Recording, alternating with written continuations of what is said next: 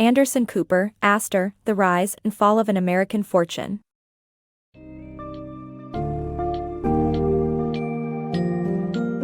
Dive into the fascinating world of the Astor family, as masterfully chronicled by Anderson Cooper, revealing their unmatched influence on American society. Astor, The Rise and Fall of an American Fortune encapsulates the compelling saga of John Jacob Astor, who transformed his humble beginnings into becoming America's first multimillionaire. Discover how his tenacity and business acumen allowed him to dominate the fur trade and later make strategic real estate ventures that reshaped New York City.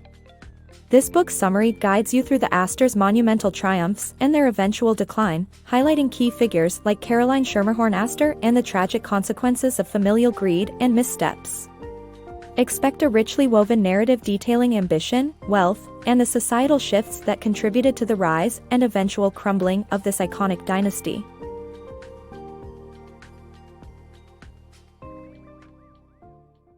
Pioneer of prosperity. Arriving in America with little besides sheer determination and sharp business acumen, John Jacob Astor transformed himself into the nation's inaugural multimillionaire and laid the foundation for one of its most illustrious family dynasties. Initially, he settled in New York, dabbling in the sale of musical instruments. However, he swiftly redirected his efforts to the fur trade, recognizing an opportunity amidst Europe's infatuation with beaver hats. Astor was quick to identify the soaring demand and embarked on bold ventures into unexplored territories to engage in direct trade with Native American trappers. Navigating the challenging landscapes of the Great Lakes and beyond, he utilized his flair for languages to forge strong ties with local tribes, acquiring abundant high-value pelts for his burgeoning enterprise. His wealth was buoyed further with the birth of his second son, William Backhouse Astor, in 1792, coinciding with favorable international circumstances. British trade restrictions inadvertently boosted Astor's standing, as a 1794 agreement with Great Britain opened new avenues for fur exportation directly from Canada to New York. By his early 40s, Astor had unfurled a tapestry of fur trading outposts throughout the Northwest, effectively monopolizing the trade. This dominance allowed him to purchase furs at minimal costs and sell them at a premium to the European elite. Astor's financial prowess continued to soar. By 1798, he boasted a net worth of $250,000, a striking sum for the era. Yet, he was ever the opportunist, with a keen eye on New York City's northward expansion along Manhattan. Leveraging his profits from the fur trade, he began acquiring real estate at competitive prices, transitioning seamlessly into a real estate mogul by the 1820s and 30s. His almost prophetic understanding of property value increases enabled him to accumulate vast tracts of land and develop thriving neighborhoods, securing lucrative lease agreements. By the time the 1830s arrived, Astor's net worth had eclipsed $20 million, surpassing even the U.S. government's wealth. Despite such unparalleled success, he remained remarkably humble, focusing on securing his family's financial legacy. Upon his passing in 1848, Astor was the richest man in America, leaving behind an empire that transcended mere wealth. He entrenched the Astor family name within the fabric of New York's business and social elite, a legacy his descendants continued to expand, notably through his son, William, who further solidified the family's real estate dynasty. Empire Builders of NYC.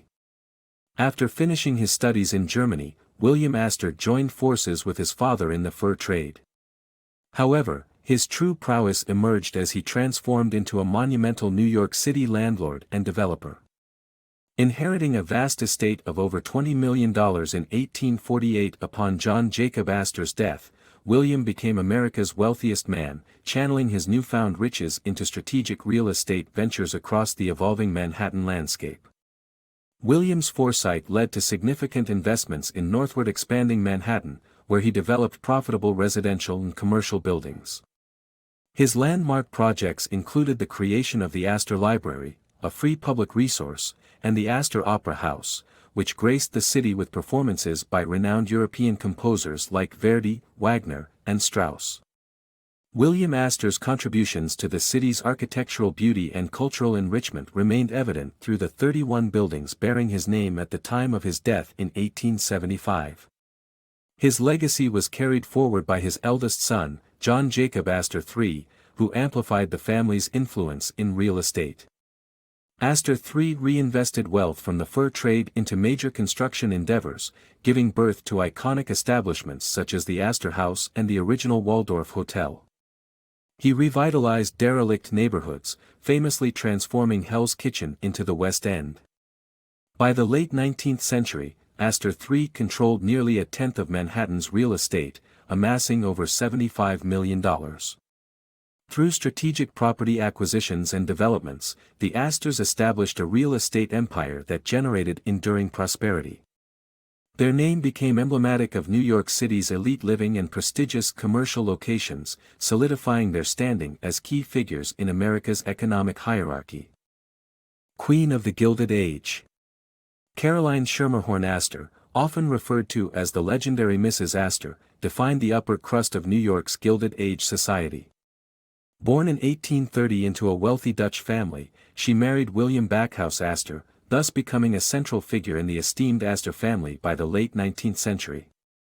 From her majestic Fifth Avenue home, she crafted an image of exclusivity inspired by European nobility. Caroline controlled her public image with precision, refusing impromptu photographs or interviews, reminiscent of the discretion she admired in English journalism. Despite her privileged background, she believed her wealth was a testament to her family's intelligence and character. As the gatekeeper of New York's elite social scene, Mrs. Astor's guest list was capped at an exclusive 400, a number viewed with disdain by many but held as the ultimate status symbol by insiders. Her residence was a showcase of aristocratic taste, with livery-clad servants and European fine art, concealing the more modest reality of her family's daily life. Mrs. Astor championed sports for young men and domestic skills and charity for young women, although her views seemed disconnected from the swiftly changing social dynamics of the city. Her children often hid their modern inclinations to maintain the family's traditional image. Despite her marriage growing distant, Mrs. Astor's societal power remained unchallenged, funded by the Astor fortune that supported her grand gatherings. She elevated New York's standing among American and European elites through an enticing blend of wealth and cultivated sophistication. While sometimes disengaged from evolving social currents, Caroline maintained an enchanting illusion of aristocracy that enthralled the public, forever cementing her status as the reigning monarch of her glittering era. The Waldorf Astoria, the epitome of luxury, mirrored her influence across the globe. Waldorf Astoria Legacy. Born from the competitive spirit of two feuding Astor cousins, the Waldorf Astoria Hotel revolutionized hospitality with its opening in the late 19th century. William Waldorf Astor launched the Waldorf Hotel in 1893, triggering his cousin John Jacob Astor IV to construct the Astoria in 1897. United by the opulent corridor Peacock Alley, the combined entity boasted over 1,000 rooms, marking it as the largest and most sophisticated hotel worldwide. Designed with exquisite European touches and modern amenities such as electricity, the hotel catered to society's elite with grand ballrooms hosting glittering events. The Waldorf Astoria broke social norms by allowing unaccompanied women to dine in its upscale restaurants, democratizing luxury as it welcomed not just the elite but anyone capable of affording its exceptional service. It became a hub for illustrious guests, including presidents, royalty, and Hollywood luminaries, while the iconic Art Deco lobby and clock stood as symbols of New York City itself. As New York evolved around it, the Waldorf Astoria retained its esteemed reputation, gracefully adapting to new trends yet remaining a bastion of timeless elegance. Beyond a luxurious hotel, it symbolized a shift in cultural values, challenging social taboos and opening the doors of opulence to the broader public. As the Astor dynasty unraveled by the early 1900s, the hotel outlasted its creators, embodying both the spirit of New York society and a bridge towards modernity, making luxury accessible and an integral part of the city's vibrant identity. The Astor Decline. For over 2 centuries, the Astor family reigned supreme in New York's elite circles, shaping both real estate and social structures. However, a series of personal misfortunes and financial missteps began to unravel their dominance. The tragic loss of John Jacob Astor IV aboard the Titanic in 1912 marked the beginning of a decline. His death was a grim reminder of the family's waning influence. Scandals followed, like Vincent Astor's messy divorce and remarriage, which captured the tabloids and fueled public embarrassment. Facing restrictive trustees and a changing world, the younger Astors struggled to hold on to the family's vast real estate interests.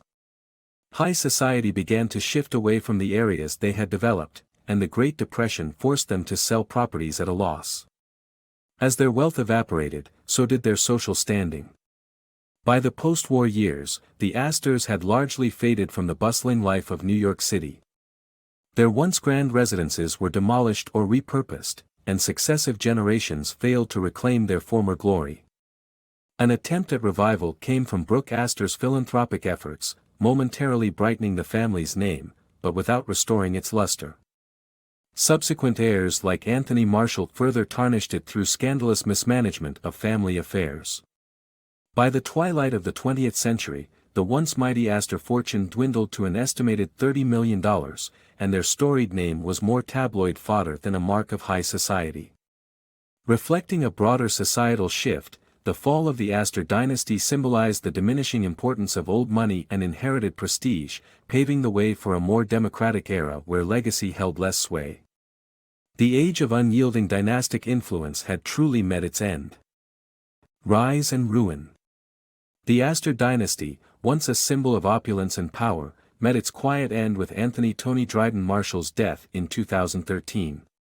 As Vincent Astor's only surviving son, Marshall squandered the remaining family fortune amidst fierce internal conflict. Born in 1924, he veered from paths like acting and journalism to inherit the Astor legacy in 1959. However, his decision to sell off Manhattan assets and indulge in extravagant spending left little for future generations. Marshall's later years were marred by his mistreatment of Brooke Astor, his mother, from whom he embezzled millions. Neglecting her cherished property and engaging in fraud led to a notorious court case where Marshall's son, Philip, testified tearfully against him. The family's public disputes over Brooke's fortune further tarnished the Astor name, reducing an illustrious lineage to mere history. Once an emblem of ambition and luxury in New York, the Astors ultimately fell into obscurity. Their tale of rise and decline serves as an American chronicle, mirroring the vibrant yet transient nature of old society. The dynasty's demise was not mourned, leaving only whispers of its lingering grandeur.